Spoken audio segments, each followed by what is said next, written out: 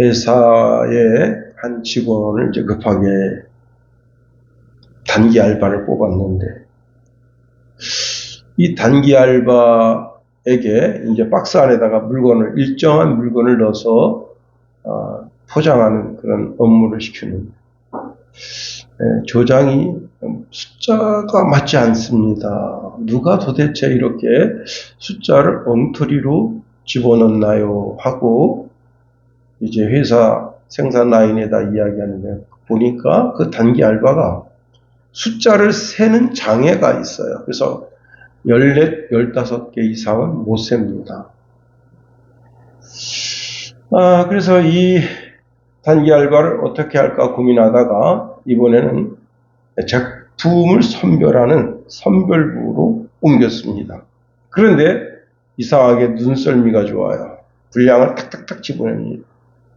7년 베테랑도 잘 집어내지 못하는 불량 제품을 검수 라인에 있은 지 얼마 되지도 않았는데 탁탁탁 집어내서 어떻게 그렇게 잘 찾아내느냐고 물었더니 자기가 어렸을 때부터 틀린 그림 찾기를 많이 했다 이거예요. 그래서 그것이 도움이 된 것 같다 합니다. 그렇게 해맑게 웃으면서 그 제품의 분량을 잡아내는데 일등공신이 돼서 정말 하자가 없는 정품을 내보내게 되면서 그 회사 매출이 쭉쭉 올라가게 돼서 결국은 단기 알바로 들어왔다가 정직원이 됐다고 하는 겁니다. 자신에게 주어진 일에 최선을 다하는 것, 그것이 우리의 삶의 복이 되는 겁니다. 사도 바울은 니고데모에게 복음을 전하는 일에 전심전력을 다하라 그렇게 말씀합니다. 디모데전서 4장 15절에 모든 일에 전심전력하여 너의 성숙함을 모든 사람에게 나타나게 하라 말씀합니다. 자신에게 주어진 일에 최선을 다하라 하는 겁니다. 예수님도 십자가를 지시는 일에 최선을 다하셨습니다. 사실 성숙하지 못한 제자들을 보면서 안타까워하는 마음이 예수님 마음속에 있었던 것이 사실입니다. 그렇지만 예수님이 겟세마네 동산에서 하나님께 기도하고 하나님께로부터 최종 사인을 받고는 뒤도 돌아보지 아니하고 그 겟세마네 동산에서 잡히시고 십자가를 지시고 십자가에서 모든 물과 피를 쏟아 우리를 향하여 다 이루었다 말씀하시며 그 영혼이 돌아가셨습니다. 이제 누구든지 예수님이 나의 죄를 위하여 십자가에 달려 돌아가셨고 그 물과 피가 우리를 구원해주는 증표가 된다고 믿는 모든 사람들에게 하나님께서는 하나님의 자녀가 되는 복을 주셨습니다. 로마서 10장 9절 10절에 보니까 내가 만일 내 입으로 예수를 주로 시인하며 또 하나님께서 그를 죽은 자 가운데서 살리신 것을 내 마음에 믿으면 구원을 받으리라. 사람이 마음으로 믿어 의에 이르고 입술로 시인하여 구원에 이르느니라 말씀하십니다. 이제 예수님 자신을 형님이라고 오빠라고 부르는 것을 부끄러워하지 아니하시고 하나님의 나라를 같이 상속하게 하셨다 하는 겁니다. 우리가 이 골로새서 말씀을 살펴보면서 유스도라고 하는 분은 예수님이 너무너무 좋은 거예요. 우리 한 10년 전 그 이상 되는 복음성가가 있는데 예수님이 좋은 걸 어떡합니까? 이분은 유스도라는 분은 예수님이 너무너무 좋아서 자기 이름을 예수라고 바꿨다고 하는 겁니다. 사도 바울도 예수님이 너무 좋아서 복음을 깨닫고 진리의 말씀 가운데 살면서 복음 전하는 일꾼의 삶을 자신의 전생애로 드렸다 하는 겁니다.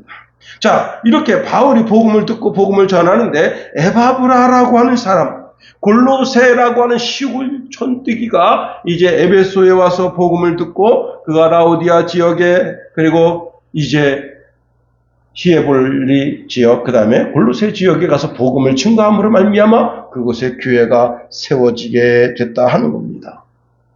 특별히 여러분 사도행전 16장에 보면 바울과 실라가 이제 이렇게 빌립보 지역에 가서 복음을 증거할 때 그때 자두장사 루디아가 자기 집을 교회당으로 쓰도록 내어 주었습니다. 그로 인해서 그 빌립보 교회는 이제 자주장사 루디아 그 가족들이 예배 드리죠. 귀신 들렸다가 정신이 온전해진 여인이 예배 드리죠. 그 다음에 간수 그 가족이 와서 예배 드리죠. 그렇게 예배 드림으로 말미암아 그 교회가 든든히 서나가게 됐다고 하는 겁니다. 자기 집을 교회당으로 드렸다는 겁니다.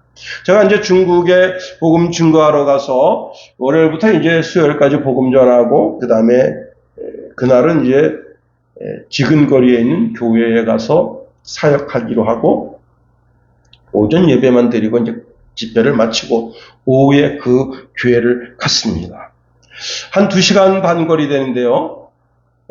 길이 그래도 제법 포장된 도로여서 우리 그때 목사님이 70에서 80 이렇게 쫙 달려 2시간 반 거리 도착했습니다. 들어가니까 되게 재밌는 게 뭐냐면 소마국관을 거쳐서 이렇게 뚫뚫뚫뚫 이렇게 돌아서 들어갔는데 문을 열고 들어가니까 거실에 있는 건 모든 걸 다 터가지고 그 다음에 그 바닥에다 뭘 깔았냐면 여러분 그 옛날에는 그 벼를 담는 그런 자루를 집으로 이렇게 했어요. 집으로 엮었어요. 근데 그 집 엮은 걸 이렇게 가운데를 트면 넓게 돼요. 그걸 사방팔방 깔아놨더라고.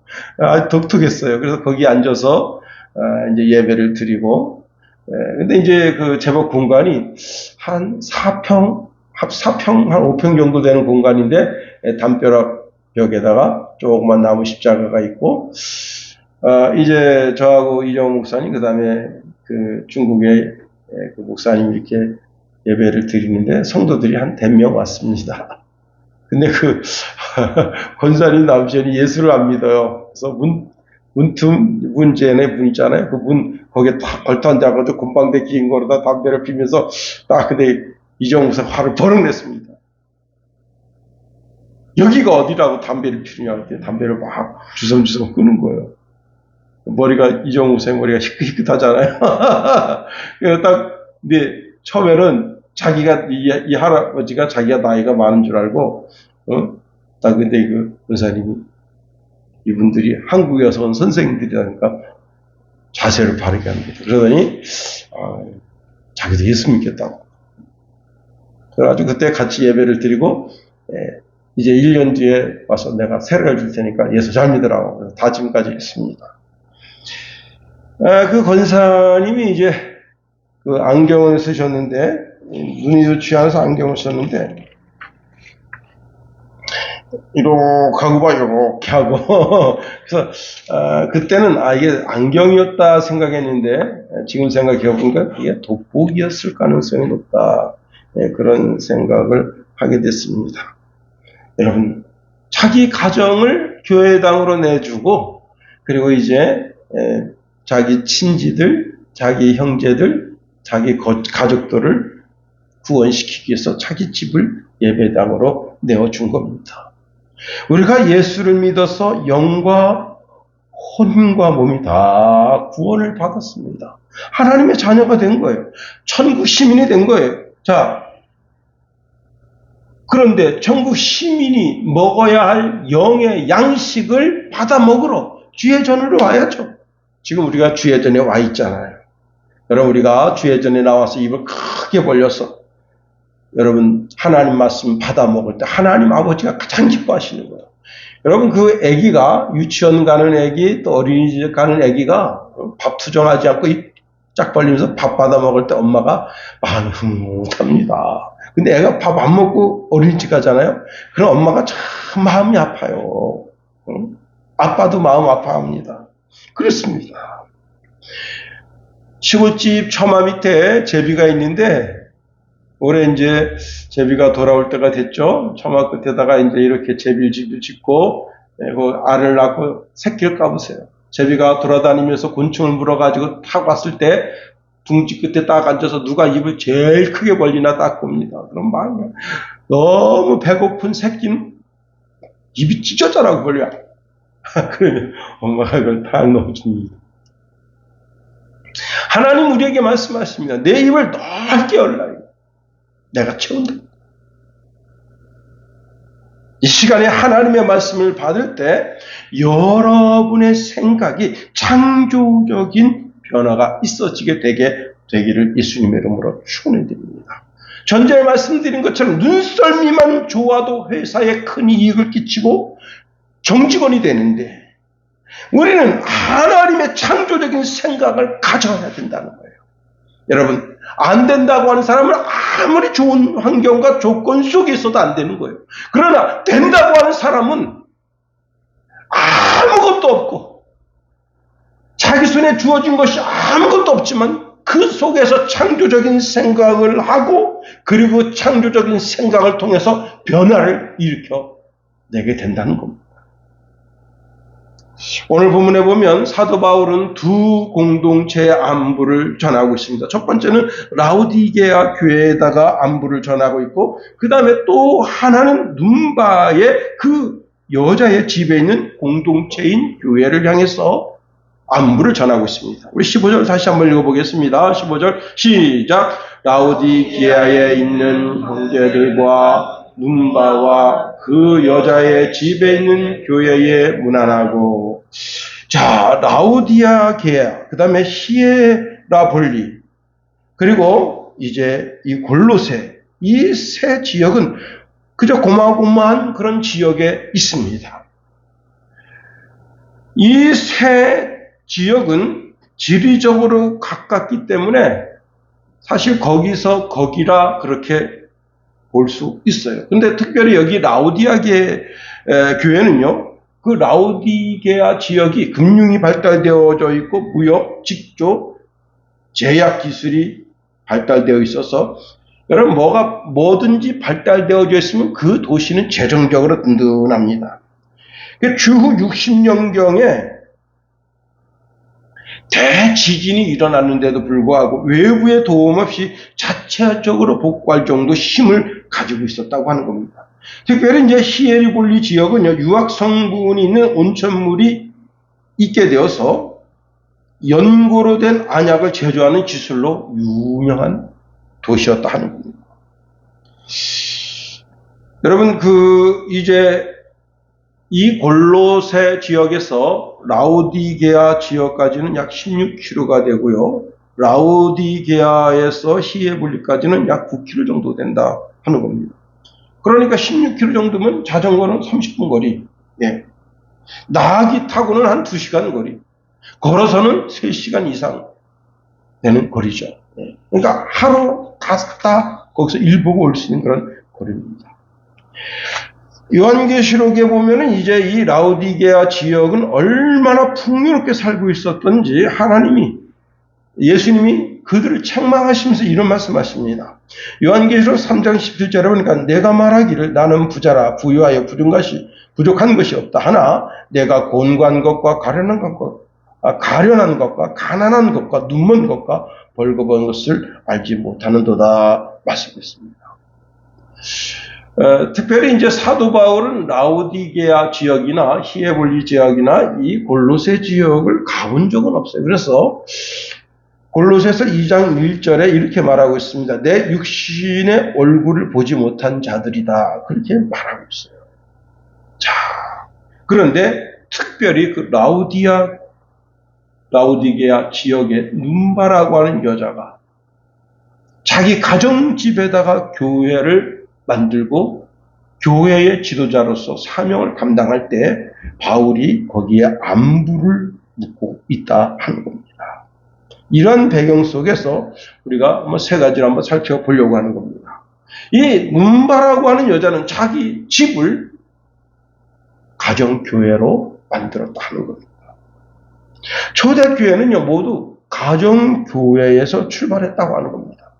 오늘날 대한민국 교회가 정말 미래가 보이지 않을 정도로 지금 굉장히 힘들어진 상태에 있어요. 아니, 전 세계 모든 교회들이 지금 기독교가 이렇게 했다가는 점점점 쇠퇴해버리지 않겠는가 하는 그런 생각이 들 정도로 교회가 힘을 잃어가고 있는데 그 이유 중에 하나가 뭐냐면 가정교회가 무너져 가고 있다고 하는 겁니다.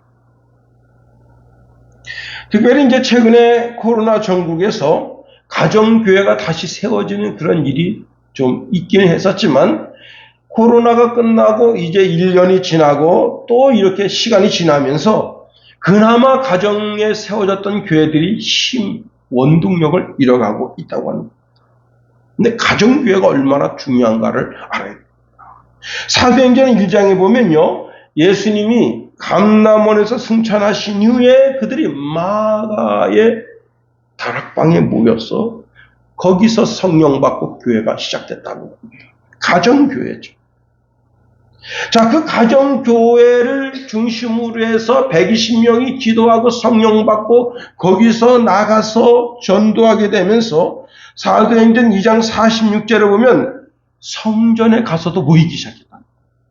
그러니까 집에 모여서는 떡을 떼고 교제를 하고 성전에서는 사도들이 거기서 말씀을 대중집회로 사람을 많이 모아놓고 말씀을 가르치고 이 모임이 확대되면서 사도행전 5장 42절에 보면 이제는 교제만 한 것이 아니라 사도행전 5장 42절에 이렇게 말씀하고 있네요. 그들이 날마다 성전에 있든지 집에 있든지 예수는 그리스도라고 가르치기와 전도하기를 그치지 아니하니라. 예, 교제하고 말씀을 가르치고 전도 활동도 활발하게 했다는 거예요. 그 가정교회를 모티브로 해서 특별히 이제 마가 요한의 집을 모티브로 해서 그렇게 모이게 될 때 그것을 통해서 이제 여러분 예루살렘 교회가 생겨나게 되고 심지어는 제사장들까지도 예수님을 구주로 영접하는 그런 역사가 생겨나게 됐다고 하는 거예요. 로마서에 보면요, 바울이 브리스길라와 아굴라 거기에 문안을 하는데 교회라는 표현이 나와요. 로마서 16장 5절에 보니까 또 저의 집에 있는 교회에도 문안하라. 내가 사랑하는 에베네두에게 문안하라. 그는 아시아에서 그리스도께 처음 맺은 열매니라. 예, 가정교회. 바울이 빌레몬에게 편지를 씁니다. 빌레몬서 1장 2절에 보니까 자매 아비아와 우리와 함께 병사된 아키포와 내 집에 있는 교회에 편지하노니. 그렇습니다, 여러분. 초대교회는 가정교회가 중심이 돼서 거기서 어떻게 세 가지 말씀을 가르치고 교제하고 전도하는 일을 통해서 그 교회가 점점점 커지게 됐다는 거예요. 특별히 이제 초대교회 성도들이 예수 그리스도를 구주로 고백하고 예수 그리스도가 하나님의 아들이신 것을 인정하게 되니까 어떤 일이 생겼는가 하면 유대 교인들과 기독교인들과 다툼이 일어나게 됐습니다. 사도행전 19장에 보면요, 사도 바울이 이제 안디옥 교회에서 제자들을 만나서 이들에게 예수의 이름으로 세례를 주니까 이들이 성령을 받고 이들이 초대교회와 같이 방언도 하고 예언도 하는데 그 숫자가 12명이었어요. 자, 그 12명을 주축으로 해서 회당에서 3개월 동안 말씀을 가르치는데 사도 바울이 증거하는 복음의 핵심이 무엇인가 하면 예수님이 그리스도라는 거예요. 예수님이 하나님의 아들이시다. 그걸 증거하니까 거기서 자꾸 이제 유대교와 교인들과 기독교인들과 다툼이 생겼습니다. 그래서 바울이 이렇게 해서는 안 되겠다 생각해서 그 성도들을 이끌고 여러분 어떻게 했느냐. 그들을 끌고 나와가지고 이제 그들이 막 거기서 막 그 회당에서 말씀을 가르칠 때 정말 그 악마의 발톱을 드러내는 거죠. 그러니까 참 곤란한 지경이다. 그 곤란한 지경에서 그들을 전부 끌고 나와서 이제 사도 바울이 두란노 학당 서원에서 다시 그들에게 예수님이 그리스도이심과 하나님의 아들이심을 2년간이나 증거했다는 거예요. 매일같이. 그때 하나님께서 어떤 역사를 이루셨는가 하면 바울의 손에 아주 희한한 능력을 행하게 해주셨어요. 그래서 바울의 몸에 있던 이제 앞치마나 이 손수건을 가지고 가서 병든 사람에게 얹으면 그냥 악귀가 떠나갈 정도로. 자, 그렇습니다. 사도 바울이 그렇게 가정교회를 중심으로 해서 교회를 세워나가게 된 거예요. 이렇게 가정교회가 세워지는 것이 참 복인 거예요. 가정교회 구성원이 누구겠어요? 부부죠. 남편과 아내와 남편. 그 다음에 아기가 생겨요. 그러면 가정교회 교인 하나 늘어나는 거예요. 아기 하나, 아기들. 때로는 성경책을 찍기도 하고, 때로는 성경책에다 오바이트도 하고, 그러면서 그냥 그렇게, 여러분, 오늘 이 라오디게아 지역의 눈바라고 하는 여자는 그렇게 자기 집에 복음을 깨닫고 우리 교회가 복음을 증거하는 전초기지가 됐으면 좋겠다 하는 그런 욕심으로 자기 집을 교회당으로 만듭니다.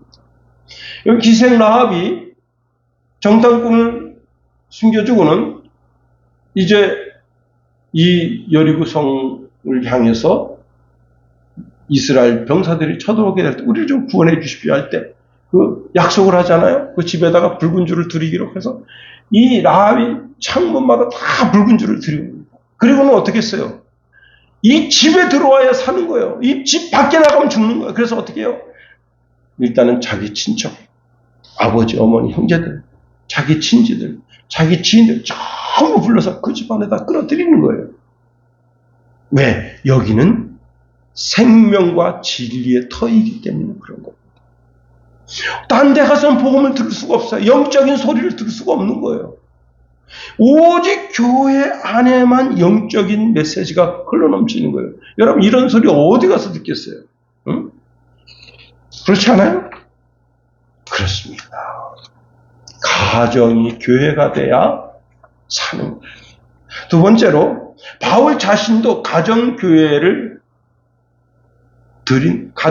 만들고 가정교회에서 예배드린 사람입니다. 예수님이 이제 십자가 처형을 당한 직후에 특히 이제 제자들은 사두개인들과 바리새인들을 무서워합니다. 왜? 예수님을 죽였는데 나는 못 죽이겠어요? 그래서 이 제자들이 특히 사두개인, 바리새인들, 열심당원들 다 무섭고 두려운 거. 자, 당시 성전에서 예수님과 함께 예배했던 신앙은 더 이상 꿈도 꿀 수 없는 상황인데, 다시 말하면 제자들이 공적인 예배를 생각할 수 없는 그런 지경에 이르게 된 거예요. 예수님도 처형시키는데 나 같은 거야. 그렇게 비극적인 마음으로 부활절을 맞이한 거예요. 그러니까 주님이 부활하신 날을 맞이한 거예요. 제자들은 마가 요한의 집에서 다 숨어 있습니다. 찍소리 하지 못하고 그냥. 요한복음 20장 19절에 보면 이렇게 말씀하고 있어요. 이 날 곧 안식 후 첫날 저녁 때에 제자들이 유대인들을 두려워하여 모인 곳의 문을 닫았더니 예수께서 오사 가운데 서서 이르시되 너희에게 평강이 있을지어다. 깜짝 놀랍니다. 저녁이 됐다. 안식 후 첫날 저녁이 됐다는 거예요. 제자들이 두려움 속에 놓여져 있습니다. 마가 요한의 집에 문을 닫고 그 다음에 문을 열 수 없도록 거기다가 이제 물건을 갖다 쌓아놨어요. 찬송도 크게 할 수 없고 기도도 크게 할 수 없어요. 그들의 모임은 지금 11 제자와 또 몇몇 여인들과 함께 그 마가 요한의 집에서 두려움 속에 있는데 그때 모든 문이 닫힌 그런 상태에서 주님께서 그 집에 나타나셔서 하시는 말씀이 이런 말씀을 하시는 거, 평강이 있을지어다. 실로 놀라운 일이에요. 예수님 우리에게 약속을 주십니다. 예수님의 이름으로 두세 사람으로 모여 있으면 내가 거기 함께 있겠다는 거예요. 두세 사람이 뭐하러 모인 거예요? 예배하러 모인 거예요. 구역 예배가 가정 예배가 되잖아요. 가정에서 예배를 드리잖아요. 그 두세 사람이 모인 거기에 주님이 함께 하고 싶어 하신다는 거예요. 마태복음 18장 20절에 두세 사람이 내 이름으로 모인 곳에 나도 그들 중에 있느니라고 말씀하십니다. 그리고는 하늘의 평강을 거기에 허락하시는 거예요. 요한복음 12장 26절에 보니까 사람이 나를 섬기려면 나를 따르라. 나 있는 곳에 나를 섬기는 자도 거기 있으리라. 사람이 나를 섬기면 내 아버지께서 그를 귀히 여기시리라. 자, 우리가 예수님의 이름으로 섬기고 예수 그리스도를 따르면 하나님은 이것을 가장 귀하게 여기신다는 거예요. 그런데 우리가 예수 그리스도를 섬기는 것 중에 우리 예수님을 내가 섬깁니다. 예수님을 섬기는 것 중에 예수님이 가장 귀하게 여기는 게 뭐냐면 바로 예배다. 예배로 우리가 예수님을 섬깁니다. 나의 왕이라고 고백하고 나의 주라고 고백하고 나의 그리스도라고 고백합니다. 그런데 그렇게 우리가 예배로 고백할 때 그때 주님이 너무너무 기뻐하시고 우리와 함께하기를 원하시고 하나님이 그 예배로 섬기는 그 자리를 가장 귀하게 여기신다. 베드로와 요한이 안전뱅이를 고쳐준 사건 이후에 공회에 끌려간 적이 있습니다. 그들이 이제 돌아와서 감사하면서 기도하는 내용이 비록 작은 교회라도 그 교회에서 담대히 하나님의 말씀을 전하게 해달라고 치유의 은사와 표적과 기사가 예수 이름으로 나타나게 해달라고 기도합니다. 그 기도를 마치고 났더니 그곳에 진동이 있었고 다 성령이 충만하게 됐다고 하는 겁니다. 사도행전 4장 29절에서 31절에 보니까 주여 이제도 그들의 위협함을 굽어 보시옵고 또 종들로 하여금 담대히 하나님의 말씀을 전하게 하여 주시오며 손을 내밀어 병을 낫게 하시옵고 표적과 기사과 거룩한 종 예수의 이름으로 이루어지게 하옵소서 하더라. 빌기를 다음에 모인 곳이 진동하더니 무리가 다 성령이 충만하여 담대히 하나님의 말씀을 전합니다. 이게 바로 가장 작은 교회에 임하는 하나님의 축복이다. 바울이 이 영적인 비밀을 아는 거예요. 이 비밀을. 작은 모임, 몇 사람 되지 않는 모임이 있지만 그 모임, 그래서 바울이 로마 교도소에 갔는데 그 교도소가 교회가 되기를 원했던 거예요. 이제 교도소에서 풀려나서 자기가 셋집을 얻었어요. 셋집을 얻었는데 그 자기 작은 셋집 거기가 교회당이 되기를 원했던 거예요. 뭘 원한 거예요? 하나님의 말씀을 가르치고 손을 내밀면 병을 낫게 하시고 표적과 기사와 거룩한 종 예수 그리스도 이름으로 이루어질 것을 기대한다. 이게 작은 모임이지만. 그래서 사도행전 28장 23절에 보니까 그들이 날짜를 정하고 그가 유숙한 집에 많이 오니 바울이 아침부터 저녁까지 강론하여 하나님의 나라를 증언하고 모세의 율법과 선지자의 말을 가지고 예수에 대하여 권하더라. 사도행전 28장 30절 31절에 보니까 바울이 온 이태를 자기 셋집에 머물면서 자기에게 오는 사람을 다 영접하고 하나님의 나라를 전파하며 주 예수 그리스도에 관한 모든 것을 담대하게 거침없이 가르치더라. 자기 셋방이, 자기 셋집이 거기가 교회가 된 거예요. 영적인 큰 권세가 예배할 때, 그 가정교회에서 예배할 때, 두세 사람이 모여서 예배할 때 그 숫자가 별로 중요하지 않지만 그런데 거기에 주님이 함께 하시고 하나님이 귀하게 여기시고 성령이 거기에 역사하시는 것을 바울이 알았기 때문에 가정교회가 중요하다는 걸 아는 거예요. 여러분, 가정교회가 세워지면 마귀의 권세가 폐허지기 때문에 마귀는 교회당에 가서 예배 드리면 됐지 뭐 굳이 집에서까지 예배 드리려고 하나.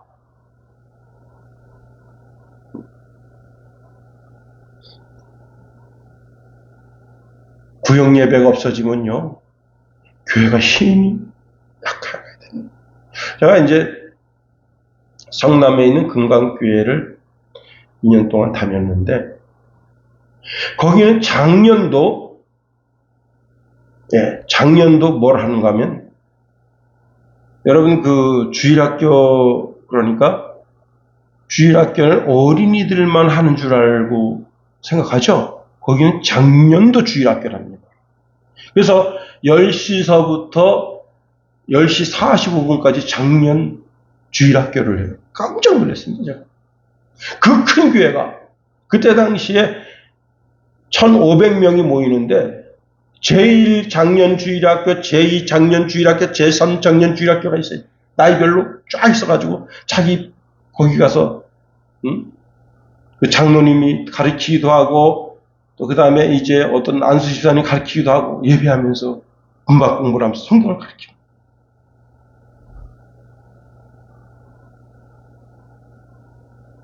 여러분, 각 가정에서 모이고, 여전대회로 모이고, 남전대회로 모이고, 연합해서 주일날 모여서 예배드리고, 이런 예배 시스템이 복원돼야 됩니다. 어떤 분은 이런 말씀합니다. 목사님, 가정교회에서 예배드리는 게 참 부끄러워요. 쑥스러워요.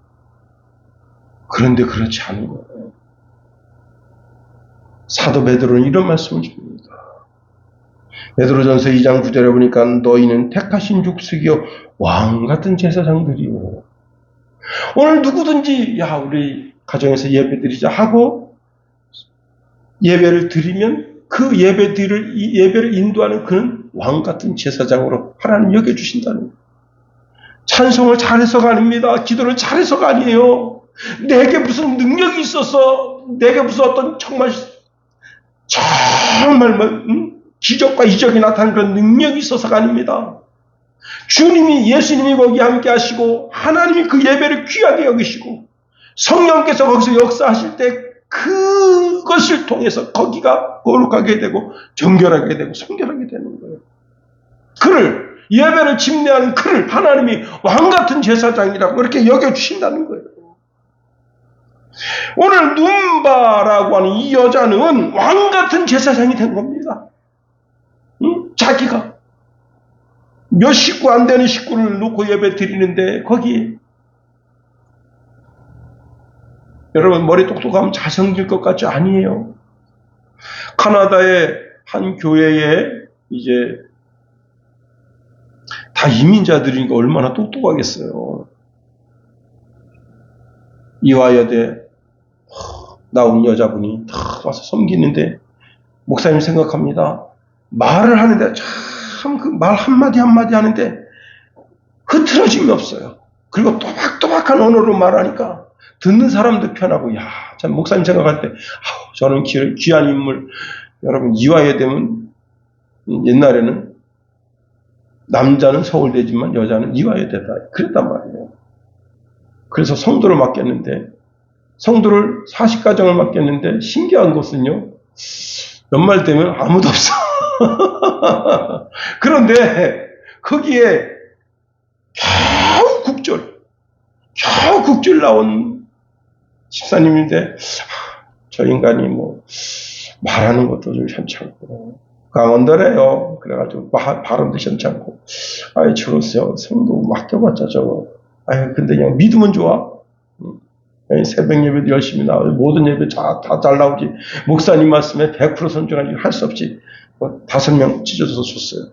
근데 연말 됐는데 여기 이화여대 성도들이 다 일로 갔어.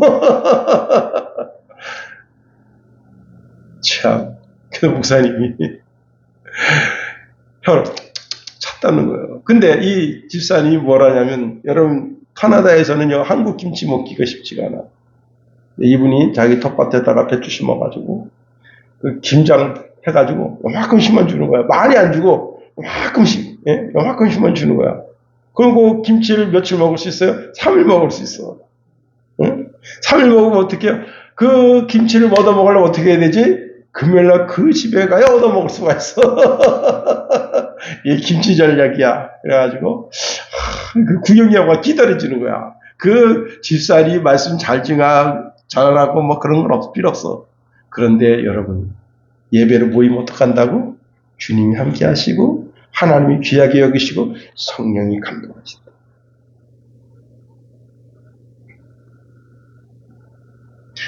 세 번째로 오늘 본문에 보니까 바울은 눈바의 가정교회를 크게 칭찬했다는 거예요. 자, 바울이 라오디게아 지역의 눈바의 가정에 세워진 교회를 언급하는 이유가 무엇입니까? 이 가정교회가 이 예루살렘에 처음으로 세워진 마가 요한의 집에 세워진 교회와 동일한 교회다. 바울 자신이 로마에 세웠던 그 셋집에 세웠던 그 교회와 동일한 교회다. 그렇습니다. 모범적이고 건강한 교회, 하나님의 다스림이 있는 교회. 여러분, 그런 교회. 빌립 헨이라고 하는 분이 이런 말 하네요. 아침과 저녁에 가정에서 기도하는 것은 잘하는 것이고, 기도하고 성경을 읽는다면 이것은 더 잘하는 것이며, 기도하고 성경을 읽고 시편을 찬송으로 부르는 것은 제일 잘하는 것이다. 리차드 백스터라고 하는 분이 이런 말합니다. 그리스도인의 가정은 하나님을 더 잘 예배하고 봉사하려는 목적을 가진 그리스도인들이 모여 이룬 사회, 곧 교회이다 라고 했습니다. 윌리엄 허킨즈라고 하는 분은 이런 말합니다. 자, 청교도들도 성도들의 가정을 작은 교회 또는 교회의 묘판이라고 부른다는 겁니다.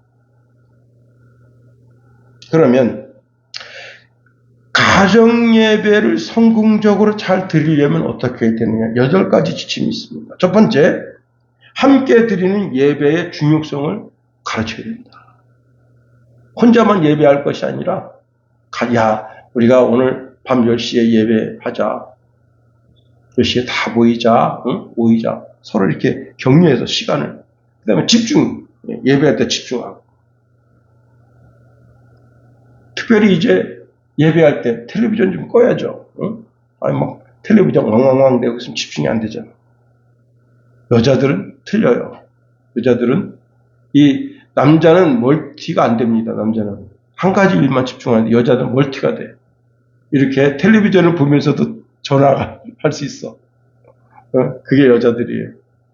근데 남자는 그게 안 돼. 하여튼지 간에 그 다음에 성경책을 펴라. 메모를 하게 하라. 그 다음에 예배 인도자가 가장이 되게 하라. 그리고 따라 읽게 하라.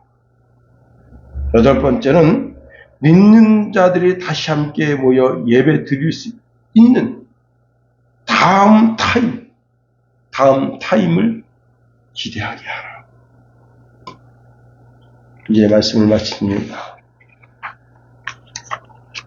가정교회를 무시하면 중형교회, 대형교회도 안 돼. 왜? 가정교회가 가장 핵심적인 교회이기 때문에 그렇습니다. 조직도 보면요, 군대 조직도 여러분 분대가 있어요. 분대 위에 소대가 있고 소대 위에 중대가 있고. 근데 그 소대가 없어 보세요. 그럼 중대가 형성이 되질 않아요. 어느 회사, 어느 조직도 다 최소 단위가 있는 한국교회가 다음 세대를 바라본다. 가정교회가 이루어져야 되고, 우리 순양교회가 가정교회가 이루어져야 되고. 저는 집에 있을 때도 유튜브로 제가 설교한 거 가끔 들을 때가 있습니다. 잘했나 못했나 검사하는 그런 것도 있지만, 여러분 혼자서 유튜브로 설교 들으면서 때로는 혼자로 말씀을 읽으면서 아니면 같이 말씀을 읽으면서 가정교회를 형성함으로 말미암아 여러분의 영성이 새롭게 되어지고 다음 세대를 책임지는 저와 여러분이 다 될 수 있게 되기를 예수님 이름으로 축원해 드립니다. 우리 주기도문 하겠어요.